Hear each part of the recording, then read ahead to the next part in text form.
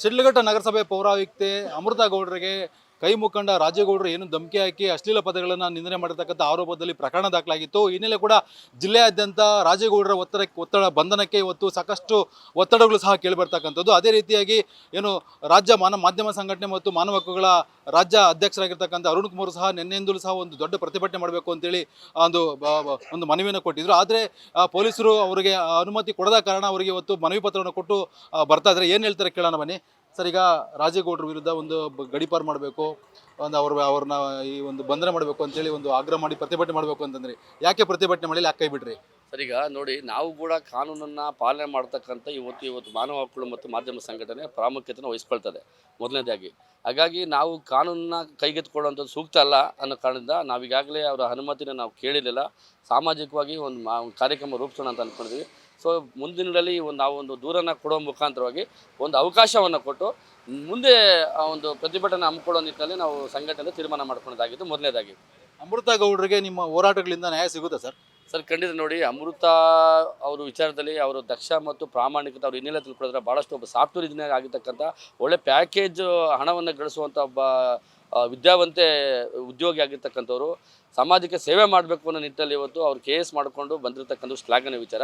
ಹಾಗಾಗಿ ವಿಶೇಷವಾಗಿ ಶಿಡ್ಲಘಟ್ಟ ಭಾಗದಲ್ಲಿ ಸಾಕಷ್ಟು ಈ ಭ್ರಷ್ಟ ಮತ್ತು ಈ ಕೂಪುಗಳಿಗೆ ಸಾಕಷ್ಟು ಜನ ರೋಸಿ ಹೋಗಿದ್ರು. ಇಂಥ ವಿಶೇಷವಾಗಿ ಯುವಕ ಒಂದು ಹಂತದಲ್ಲಿರ್ತಕ್ಕಂಥ ಅಮೃತ ಜಿಯವರು ಬಂದು ಇಲ್ಲಿನ ಒಂದು ನಗರಸಭೆ ಪೌರಾಯುಕ್ತರಾಗಿ ಏನು ಸೇವೆ ಸಲ್ಲಿಸ್ತಾ ಇದ್ದಾರೆ, ಅವರ ಒಂದು ಕಾರ್ಯವೈಖರಿಗೆ ನಾನು ಮೊದಲೇ ಶ್ಲಾಘನೀಯ ಅಂತ ಹೇಳ್ತೇನೆ. ಜೊತೆಗೆ ಇವತ್ತು ಅವರ ವಿರುದ್ಧವಾಗಿ ಏನು ಕಾಂಗ್ರೆಸ್ ಮುಖಂಡರಾಗಿರ್ತಕ್ಕಂಥ ರಾಜೀವ್ ಗೌಡ್ರವರು ಅವರ ದರ್ಪ ಮತ್ತು ಅವರ ಗೂಂಡಾಗಿರಿ ವರ್ತನೆ ಮಾಡೋ ಮುಖಾಂತರ ಇವತ್ತು ಸಮಾಜಕ್ಕೆ ಅವರ ಮುಖವಾಡವನ್ನು ಕಳಿಸುವಂಥ ಅವರೇನೇ ಇವತ್ತು ಮುಂದಾಗಿ ಅಂತ ಹೇಳಿಕ್ಕೆ ಬಯಸ್ತಾನೆ. ರಾಜೀವ್ ಗೌಡರಿಗೆ DK ಶಿವಕುಮಾರ್ ಅಭಯಾಸ್ತ ಇದೆ.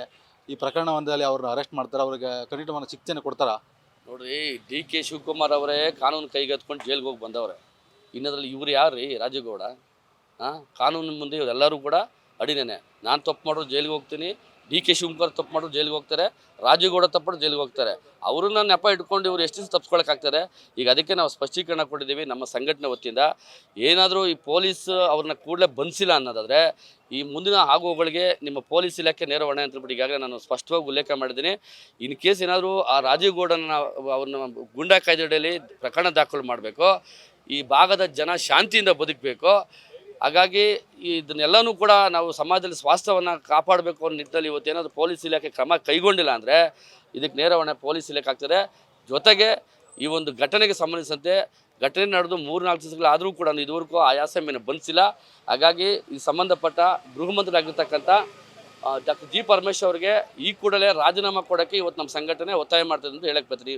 ರಾಜೀವ್ ಗೌಡರು ಬರೀ ಪೌರಾಯುಕ್ತೆಗಲ್ದರೆ ತಹಸೀಲ್ದಾರ್ ಕೂಡ ಫೋನ್ ಮಾಡಿ ಯಾವುದೋ ಒಂದು ಕಡತ ವಿಲೇವಾರಿ ವೆಚ್ಚ ಮಾಡೋದಕ್ಕೆ ಧಮಕಿ ಹಾಕಿದ್ರು ಅಂತೇಳಿ ಒಂದು ಕೇಳ್ಪಟ್ಟೆ ಸರ್, ಏನದು? ಸರ್, ನೋಡಿ ಸರ್, ನಾವು ಮೌಖಿಕವಾಗಿ ನಮ್ಗೆ ಅದು ಹೇಳಲಿಕ್ಕೆ ಬರ್ಲಿಕ್ಕೆ ಸಾಧ್ಯ ಇಲ್ಲ. ಒಂದು ವೇಳೆ ಲಿಖಿತ ರೂಪದಲ್ಲಿ ಏನಾದರೂ ಈ ರೀತಿ ಘಟನೆ ಆಗಿರೋ ಖಂಡಿತ ನಾವು ಕೂಡ ದಕ್ಷ ಮತ್ತು ಪ್ರಾಮಾಣಿಕತೆ ಇರ್ತಕ್ಕಂಥ ಅಧಿಕಾರಿಗಳ ಜೊತೆಗೆ ಈ ಭಾಗದ ಈ ಶಿಡ್ಲಘಟ್ಟ ಭಾಗದಲ್ಲಿ ಆ ರೀತಿಯೆಲ್ಲ ನಾವು ಅವಕಾಶ ನಾವು ಮಾಡಿಕೊಡೋದಿಲ್ಲ. ಅವರ ದರ್ಪ ಮತ್ತು ಅವರ ದಬ್ಬಾಳಿಕೆ ಬರೀ ಬೆಂಗಳೂರು ಸಿಟಿಗೆ ಸೀಮಿತ ಆಗಬೇಕಂತಬಿಟ್ಟು ಈ ಮೂಲಕ ಅವ್ರಿಗೆ ಎಚ್ಚರಿಕೆಯನ್ನು ಕೊಡ್ತಾ ಈ ಮುಂದಿನ ದಿನಗಳಲ್ಲಿ ಸರಿಯಾದ ಪಾಠವನ್ನು ಈ ಭಾಗದ ಜನಕ್ಕೆ ಅವ್ರಿಗೆ ಕಳಿಸ್ಕೊಡ್ತಾರೆ ಅಂತ ಬಿಟ್ಟು ನಾನು ಹೇಳಕ್ಕೆ ಬಯಸ್ತೇನೆ. ಈ ರೀತಿ ಹಿಂದೆ ಇನ್ನೂ ಒಂದು ಘಟನೆ ಆಗಿತ್ತು. ಬಹುಶಃ ನಿಮ್ಮ ಪತ್ರಕರ್ತರ ಒಬ್ಬ ಮಾಧ್ಯಮ ಮಿತ್ರರ ಮೇಲೆ ಒಂದು ಬೆದರಿಕೆ ಪ್ರಕರಣ ಬಯಲಿಗೆ ಬಂದಿತ್ತು. ಆಗಲೂ ಕೂಡ ನಾನು ಅವರ ವಿರುದ್ಧ ದೂರನ್ನು ಕೊಟ್ಟಿದ್ವು. ಆಗಲೂ ಕೂಡ ಒಂದು ಅವರು ಕ್ಷಮೆಯಾಚನೆ ಕೂಡ ಮಾಡಿದ್ರು ಅಂತ ಹೇಳೋದು ಆ ವಿಚಾರ ಗೊತ್ತಿದೆ.